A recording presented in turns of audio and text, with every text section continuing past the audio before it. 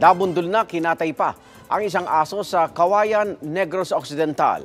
Ang pamilya nag-aalaga sa aso, desididong magsampa ng reklamo laban sa lalaking kumatay sa kanilang alaga.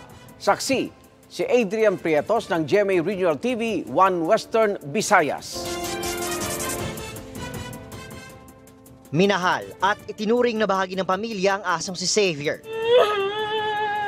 Kaya ganoon na lang ang iyak ng pamilya Eskultura habang inililibing ang kanilang alaga. Nasawi ang aso no March 5 nang mabangga ng hindi pa matukoy na sasakyan at driver. Isang residente raw ang umamin na kinuha niya ang patay na aso at dinala sa kanyang bahay. Pero nanlumo ang pamilya nang makita ang pinakamamahal na alaga. Kinatay na pala ito. Pag-open namon sang lawas ni Xavier, balangan na chop-chop na siya, nakihad.